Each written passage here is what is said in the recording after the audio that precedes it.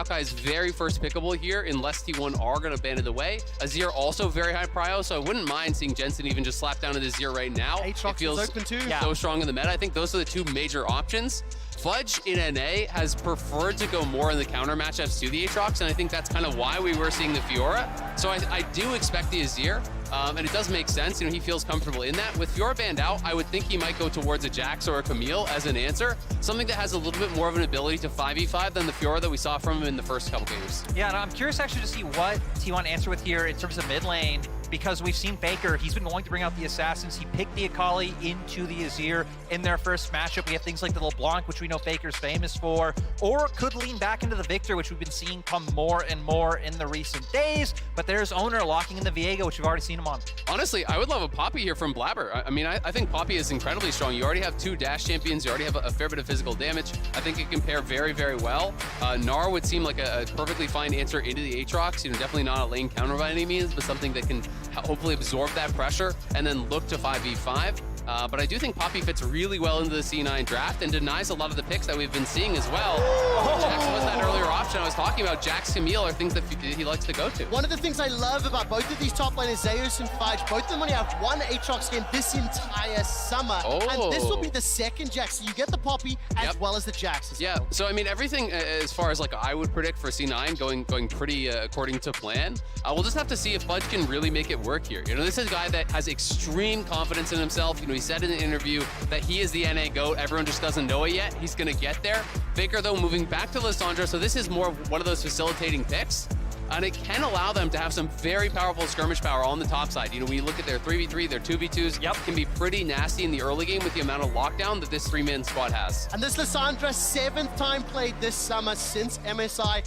Only 3 wins for Faker, 3 losses. Tiny bit of hopium there, New York. Yeah, still though, I actually like it into the context of what C9 have picked up so far. Not going to be able to be stopped by the Poppy with the W, as well as just very hard to pick things like the Akali we've seen him leaning into when the Poppy can cancel his dashes, and the Victor really hasn't been working out too well. So I like that T1 are leaning on hard early prio and playmaking. Now, Azael, what are you anticipating from this bottom lane? I remember when we first saw Cloud9 talking about Sven's champion pool. Can he play those engagements? Nautilus looked okay in the laning phase, but then sort of fell apart later.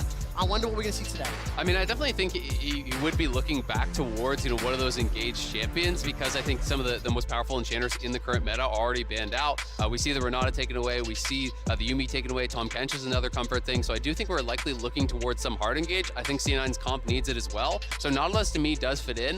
You know, perhaps pairing along something like an Aphelios or you know, something along those lines, I think could work pretty well. I actually think T1 are actually going to look for a bit of an Aphelios lane themselves. That's why I like Cloud9 taking away the Thresh.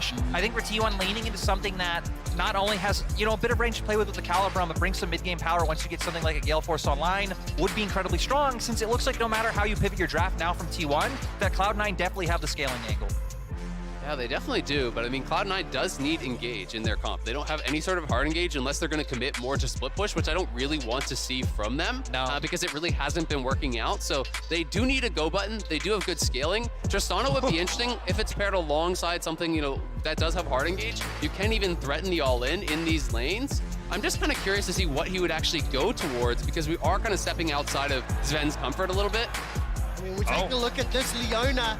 This would be the first support Leona all year long for Zven. I believe professionally speaking as well. It is paired with the Tristana. It is what you were looking for, but Zven needs to deliver. He absolutely does, and this is why I was a little bit unsure. You know, it is definitely a meta pick, but it's not really been a Zven pick so far this year. But this guy is an absolute workhorse in solo queue, in Champions queue. He's always grinding away, so I definitely have the faith that he can have under his belt. But this feels like Kaisa prio, you slap down that Alistar, so much pressure now on Berserker to actually buffer the rocket jumps properly to be able to actually get out of those, because the hard engage here is incredible from T1. Alistar going in, Lissandra coming over the top, Kaisa ults in to follow up. Yeah, and you know, for that, the early and mid-game playmaking able to come out from them is huge. For the side of C9, I'm going to look at them to be able to play around the spot lane, allow Berserker to be able to get through laning phase just fine, hopefully set them up for advantages. And I mean, Fudge should be fine up in that 1v1 on top side. Now, New York City, you see the team compositions on your screen. Who here in the Hulu Theater thinks that T1, first ever professional game for Zven on Leona, and he has a tough task ahead of him. Jensen staring down Faker. What will happen is I'm about to ... Can Jensen deliver on a tweet he made 6 years ago? I feel like Jensen has to deliver in this game because one thing I'm looking at for C9 that's pretty favorable is they should have both Prio and Min and Bot, right? As you're going to push into Lissandra early, Berserker and Zven should be expected to do on the bot lane as well, so maybe you can set up for Blaber to play heavily around these lanes early on and start setting T1's comp behind where they can't really use the fact that you want to have Faker moving and roaming around the map. I love the cowbell. We're 3 or 4 blocks away from Rockefeller Plaza, calling out one of the best SNL sketches of all time. I think Keria and Zven, 2 players I will be keeping my eyes on throughout the course of this laning phase. Absolutely, and you know when you call back to the can't wait to comp Faker tweet, you know it did not go well for Jensen after that. If I recall correctly, he was getting zoned in between the 2 towers by Faker after that one. So definitely looking for a better performance in this game. Blaber looking like he wants to invade and start enemy Raptors. It is a great strat on the Poppy. You know, you clear through those Raptors very, very fast. I'm curious to see, though, will he commit to more of a split map situation, or is he just going to try to go Raptors to Raptors and try to defend his own bot side? Because those paths can be quite strong. Yeah, I definitely feel like Blaber should head down and actually play with his bot side. Yep, he's going to be able to do it. He's going to set up Jensen quite well, but can they actually defend it? That's kind of the question, right? Because Oner's already there. Yeah, it looks like Oner should be able to get this one.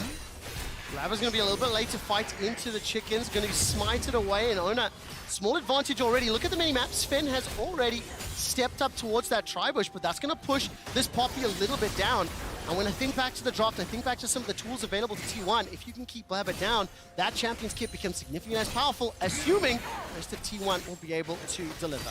Yeah, absolutely. I mean, you know, if you get too far behind, you know, you're going to be very squishy, but Poppy does always have that playmaking, and that's something that Blaber is always looking to go for.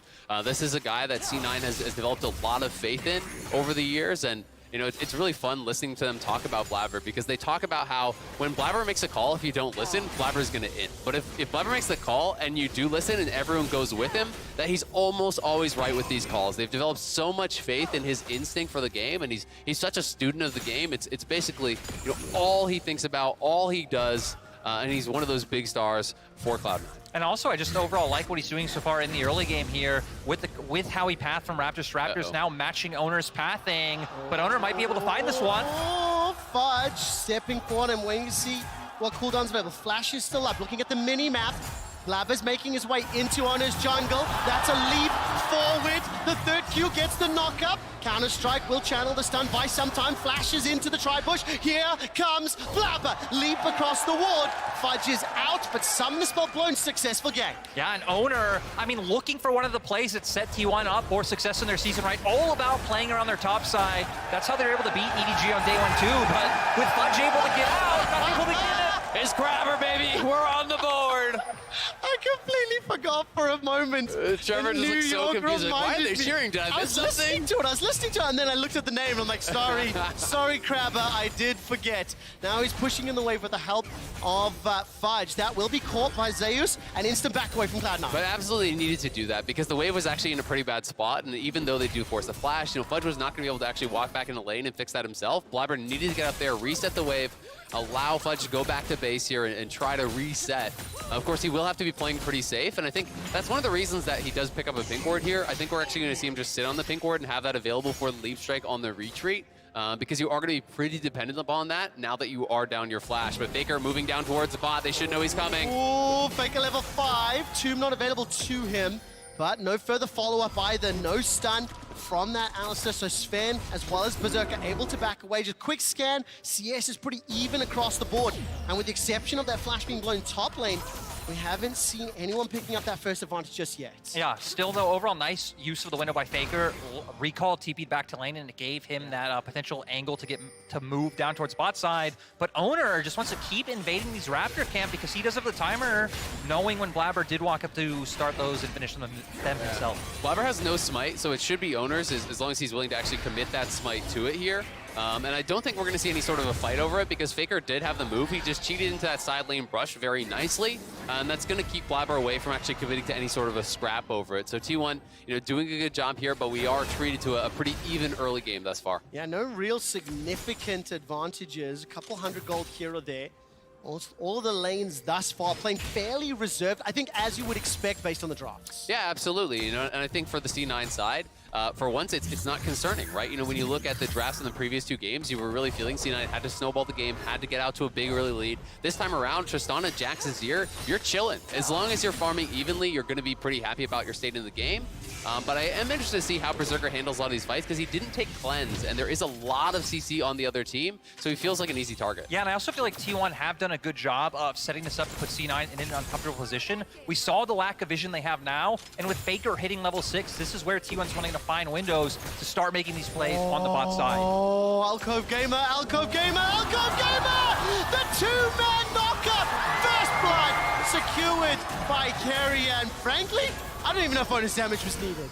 Honestly, just great patience coming out from Oner to make sure that the play worked. I mean, not even having time to use summoners there from Zven, just instantly deleted down, and now T1's bot lane in a great position. And if I can say, it's Sven's performance I'm the most interested in terms of the scaling, the team fights, the philosophy that helped Cloud9 pick up so many of their wins. It wasn't necessarily this look for him that was stepping up. Blaber once again, this time shadowed by Keria. Oh, Keria just now spotted him, but they saw Keria as well. So now Blaber's in an awkward spot. Here comes Faker. He does have ulti. That's a very good passage over. The Claw of Doom comes out from Faker. Does he commit the flash? Holding on to it. Blaber gets knocked up into the air at least once and manages to waddle his way to safety. Flash blown. It's just such a good read from Keria. He knows we made a play bot. There's going to be an answer on the top side. Blaber was looking for the invade, and Zeus was in a spot where he would be vulnerable. But because Keria is there, Faker has pushed mid. He makes the roam up. They cover Zeus, and they get that flash off the C9 jungler. I also do believe that we saw Zven actually start walking towards spot lane before he reacted by going up. Oh, Berserker! that was bold! That was confident from Berserker. Well, he knew that Keria wasn't going to be there. Yep. He just didn't expect that Oner would be coming in for a lane gank, right? And he would win that 1v1 pretty heavily, but it's a great read. Again, T1 are foreseeing what C9 want to look towards. First, they expect the gank towards topside. Keria answers that. Then Oner says, all right, you're going to attack bot now, so he's there answering as well. Fight, fight, fight! Infernal Chains pulls Fudge backwards. Zeus wants to eat him alive. Keep your eyes on this minimap. Keria on the Alistar has picked up those boots of mobility. Part of the reason I think we're going to see him moving around the map and supporting the other lanes. Yeah, but we see C9 now with Oner having just made that play towards bot side, knowing that he must have camps up, now getting full control over bot side. We do have Dragon up. We haven't seen too many teams opt into early Dragon still here at the World Championship, but if C9 can start stacking these up and again, give themselves a bit of insurance later on, that would be huge for them. It would, but I think with Poppy, it's just such a long take on the Dragon that unless they get massive bot lane or mid lane prio, I don't think they're going to be willing to actually start that up. Oner will be spotted out, and you can see that C9 is cheating up towards mid lane, trying to be there in case there is sort of a play that Zven has to answer. But for now, I think C9 really are happy to just keep farming this out. The longer this game goes, while it is at relative parity, the better they are going to be feeling. But Jensen in trouble now. Is indeed. Emperor's Divide by so much time. But just that Glacial Path as well as the W committed, and that will allow Jensen to escape. But crucially, the ultimate is not available. Cloud9 find themselves 1,500 gold down in the space of 2 or 3 minutes, and a significant amount of that is sitting in that top lane. A large CS advantage, as well as obviously first blood. But the man on your screen, Keria, help picked up. Zven lands the Zenith Blade, flashes out to safety. Oner and Blaber stepping forward. The verdict is held for now. Poppycopter backs out, and the fight fizzles. I mean, Zeus is just doing such a good job up in that top lane, and T1, has been up there to help him, right? They get up there, they force out the flash with Oner, the wave's in a bad spot, that creates an advantage for Zeus. Then, when Zeus could be actually preyed on by this gank from Blaber, Keria is there as well. They know that this guy is going to make it work if they give him the help, if they give him the coverage that he needs to really abuse the 1v1, and so far, he's doing just that. Yeah, and again, all of this in my mind coming from Oner. Now Faker going to make the move, but even this comes from the fact that he went towards that mid lane, helped give him the chance to reset earlier on. It pretty much means that T1's laners will always have the first chance to move, and that they're going to continuously find these. With Rift Herald up right now, we see both teams sending all 5 members towards that top side. That was a little scary to watch from Zeus. Just a simple pattern, trading into Fudge, clearing out that wave. We are 10 minutes in. Rift Herald is now being started off by T1. Look at the wave states. Jensen forced to catch in that middle lane. Fudge around 60-70% and the call is a little uncertain. Back away, step forward, back away. They're not sure what they're doing. I feel like C9 should not have even moved. Leave Berserker bot lane. Tristana is one of the best tower pushers. You Pretty much the best. You could have taken 2 plates bot for free. They make the move up here. They're not really sure if they want to commit. I just didn't feel like they had the setup to actually be able to do it.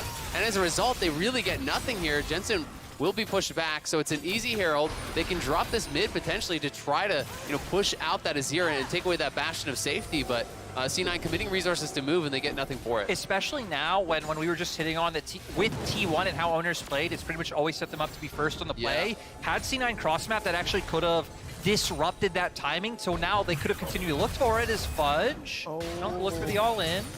I mean, right now, that's a level advantage over Fudge. 2 levels over Blaber, and that's 3, 4 times I've seen Blaber show his face top, and it feels like he's saving Fudge's life, just showing a presence to dissuade a dive. Yeah, and I mean, we saw C9 trying to look for the lane gank, but even regarding that, yes, he won. Here comes Faker. Here comes Faker. Look at that south quadrant. It is being shadowed, or he is being shadowed by Jensen. And Faker will turn his attention back to that mid lane. Blaber slowly making his way towards this bottom lane. And the 3-man stack of T1, they didn't fancy the fight. The wave was cleared out. But just look at how much information T1 has, right? You have full control wards on top side. You just said all of T1's members leaning down to bot side jungle, and it pretty much means C9 have no entry points into these lanes. Yeah, absolutely. And they still don't see Faker. He's actually recalling in a side brush, but they don't know where he is. So Blaber is here trying to hover. It will just be the charge for the plates. Won't actually be able to knock that down, but T1 really starting to open up a very solid gold lead now, 2,000 ahead. And they just have had such a good read on everything that C9 would be looking for. They preempted the plays, whether it's Oner, whether it's Keria, whether it's Faker moving from the lanes. Anytime C9 would want to look for something, T1 is already there with the answer. Now the question for me is, can C9 stem the bleeding and slow things down? This composition that they put together scales beautifully. There are a number of tools that they can use.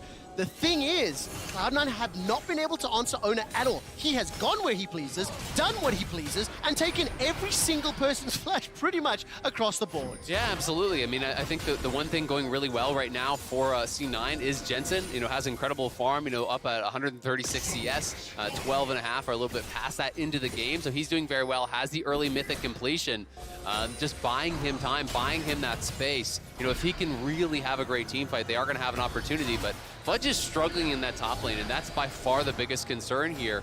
When you go into these carry versus carry matchups, you are skill checking these players, and Zeus is one of the hardest players in the world to do that against. I mean, definitely, right? Coming in, everyone had him in 369 as kind of the 2 top names of top laners coming into the tournament, and he has shown why so far. Still though, for C9, I like what they're doing right now, to where if you at least have Zven and Blaber constantly hovering around mid lane and then matching what T1 wants to do, you can try and extend the game time as long as you aren't giving into those fights. Absolutely. The only problem is, it's only kind of like slowing them down, right? They're never actually getting anything from their moves. So Zven and Blaber are committing so much time, and you touched on this earlier, Trevor. You're committing a lot of time to only save your top laner for a second. And then as soon as they back away, Zeus is bullying Fudge again, right? And that's the biggest issue here. Keria is playing on the side. Berserker knows they could be around, so he's going to back it up, and that means first tower very likely going the way of T1. And Azael, I love the proactivity of T1. It has been led by Oner's jungle invades time and time again for 12 minutes. Tower first blood secured now at 14 minutes. The gold lead over 3,000. There's been a Mythic's advantage on the side of T1 for a while, but it does feel to me like their focus around slowing Blaber down in the early stages, invading the jungle, pulling them behind, and look at this itemization difference. Thrift store shopping for Berserker into Kraken Slayer, and nearly second item completed. And I think this is exactly when T1's comp really hits their stride, right? I mean, Lissandra, Viego, we've seen this combo so many times before. One item, so much burst able to come out, the lockdown's there, and then the resets coming out for both champions. So even though C9 can slow them down, definitely going to have to start trying to find those opportunities across map. Now, I will say, exactly as we talked a little bit about, Jensen on this Azir, he is up 25 CS. I think some of that movement from Faker has allowed Jensen to make sure in this matchup he has that small advantage. But this also puts a lot of pressure on C9's mid lane. And those Emperor's divides have to be crucial. Get rid of either Aatrox or Viego. Buy time to focus down the Lissandra or the Kaisa, because don't forget how easy it is to start fights, and Fudge is going to get destroyed. His heart is broken. The second kill for T1, and it lands in the hands of Oner. And it just keeps going to show how well Oner is doing so far in this matchup. He really has been the standout, bringing T1 this victory. Now they're going to get another turret down. Gold lead extends even further. 5K in 15 minutes. I mean, it's all out of control now. They've got to find some sort of a pick. We'll see if they can find Zeus here. The recall just finished. The solar flare missed. The pin against the wall. Zeus is going to flash for safety, and Berserker gets the kill. The LCS and Cloud9 get one, but maybe at the cost of 1.5 or 2 turrets. Yeah, it's at the cost of so much more. You know, you rotate your 5 members top to get a pick, but you're losing the mid tower. You're losing the bot tier 2, or at least it's getting very, very low. And this top gap has just become an absolute canyon. C9 are having to spend so many resources trying to keep Fudge in the game, but honestly, it's costing them the rest of the map, because every time they send people up there to try to help out Fudge, they're losing their jungle camps on bot side. They're losing towers everywhere else. And it's becoming a very, very difficult game to see Cloud9 clawing their way back into. And sadly, it goes to what we set up coming out of draft, right? The fact that Fudge has leaned heavily on things like the Fiora in the previous 2 games, now playing the Jax. Honestly, maybe looking forward for C9, especially when you are in a group with people like Zeus coming in. You're going to have to lean on some weak side top laners and try and make it through these laning phases. I mean, talking a little bit about the group, T1, Cloud9, Fnatic, they've got so much history. I mean, throw ETG in as well. At all time, Cloud9 have played T1 4 times previously. They are 0-4 against the organization. This is the 5th time they are facing off. And this is a incredibly precarious position. Now, obviously the game has been dictated and controlled by T1 significantly. We are playing for Cloud Rift right now. And for Cloud9, again, the same thing we said 10 minutes ago remains true. You need to slow down the pace of the game. Stop letting them get ahead. A second teleport's being channeled. Faker's making his way in. Blaber and Spin about to arrive. So far, 2 for 2. The Ring of Frost may cost Faker his life. He goes golden. Gumayusi is going to be backed up by Keria. The Killer Instinct. That's 1. That's 2. Jensen pump for a triple. Guma gets a quadra. And we see Guma popping off. Faker able to buy so much time. They were able to pick up the Rift Herald as well. They're barreling down the bot lane. Zeus is also pushing in topside. They have everything. Cluster curses do not exist. T1 just obliterated that fight. And that's about all she wrote, it feels like, for this one. T1 erased Cloud9 off the map. C9 really pushing, trying to find a play in this side lane. They can feel this game slipping away from them.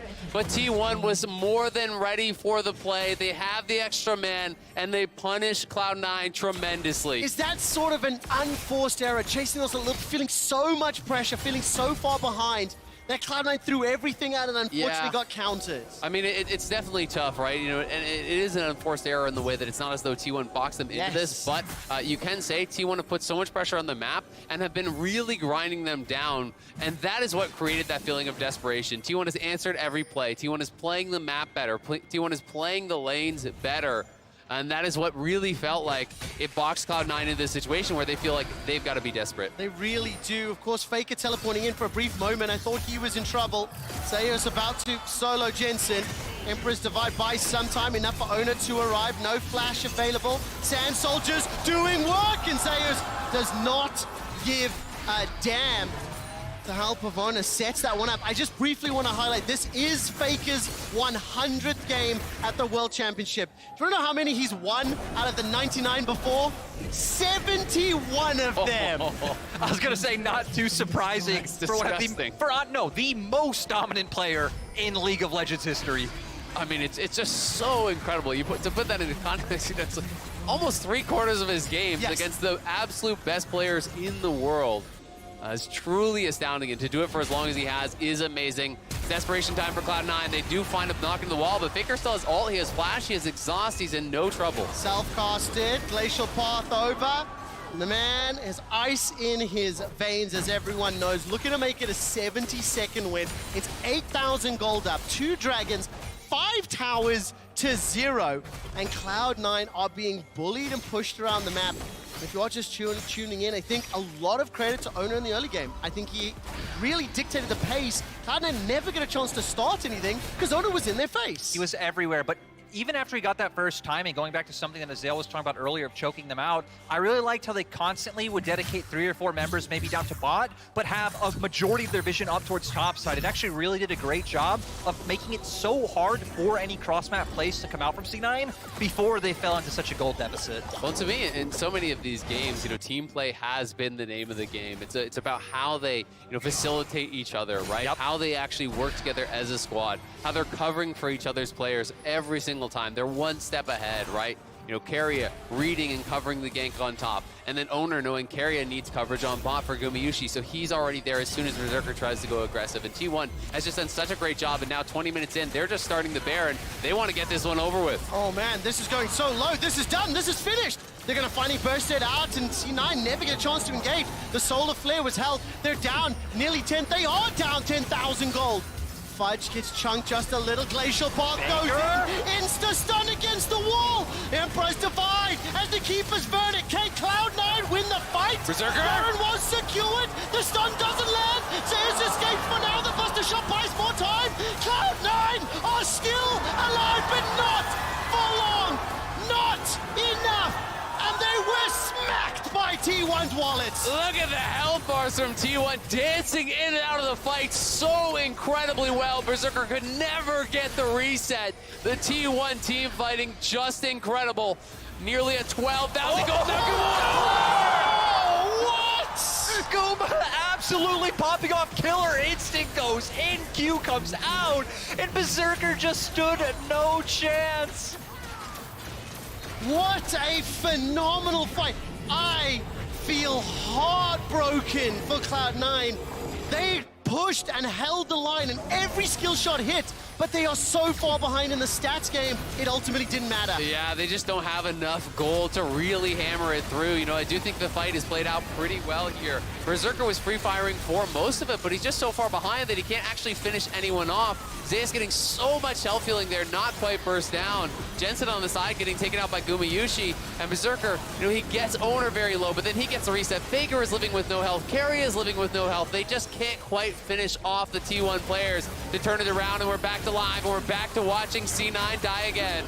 Now C9, I mean, just now really feels like nails kind of going into the coffin. Gold lead just too big. They're already buried. Yeah, the coffin's sealed up. Cloud9, I can tell you one thing. T1 took EDG down in 22 minutes and 50 seconds. So you've lasted longer than EDG, but not by much. T1 is pushing into the base as the Glacial Path is followed up. The Tomb is available, waiting for a target. T1 have got an inhibitor in the top lane, a turret in the middle lane, a turret in the bottom lane. A second inhibitor is falling, and this team looks unstoppable right now. T1 just winning everywhere across the map. The team play has been immaculate. They have all the super minions now baroned up, and C9 not going to be able to prevent this push. No, they're not. The Poppycopter's charging and held. A few more seconds are needed. A stun against the wall for Keria, and he taxis via Fudge to the Nexus turret. Faker still has that ultimate available to him. Baron, empowered super minions pouring into the base. All 3 inhibitors secure. The Solar Flare sidestepped by Guma. And T1 waltz out of the base. Take 3 inhibs, 4 turrets, and explain nothing as they escape. Well, C9 are down 15,000 gold, but bright side, there's going to be a lot of super minions to farm up, Maybe potentially going to see Berserker actually get to buy an Infinity Edge this game, maybe. Yeah, I think T1 just about have this one wrapped up. C9 again trying to look for picks. It's all they really can do. We'll see if they can get Oner down. Let's find out. Not just yet. The watch is stopped. The timer is started, and Berserker still can't do it. He can't get Oner. Guma's turning his attention now towards Zven with the back of a Faker, and Oner's going to continue to chase forward. Zven will get melted. Berserker's going to hop over the wall and get chased down by the killer instinct of Gumayusi, and now Fudge he wants the penta! He's going for it. The pentakill. Guma's chasing. He's hunting. Where's the missiles? That's a leap forward. Vision is spotted. Blast cone over the wall! Keria, you monster! Keria able to stop Fudge. They're still going for it. Guma! Look at the super move of the Nexus! Fudge is going to escape for now. The Winions take down Cloud9! T1 able able to show such an immaculate bounce back after losing to Fnatic yesterday. Again, the team play was on point. Oner especially completely dominating the map in the early game. 72 and 28. That is the win-loss record of Faker at the World Championship. 0-5 Cloud9 against T1. And despite the improvements, adaptations, changes to draft, ultimately T1's early game, and I think Oner really stepping up. I think Oner was incredible, but to me it was even more about Zeus and how good this guy was in the 1v1. Oner, Keria were able to enable him, Faker moving around the map, able to cover, but really it was the massive advantage that was gained through top lane by Zeus in that 1v1 that really made it a sinking ship for Cloud9, where they're trying to plug up holes, they're trying to recover, they're trying to find ways back in, but they never truly could, because all the time spent up there attacking Zeus really just bought them a little bit more time. It never actually stemmed that bleeding. It really didn't. That one team fight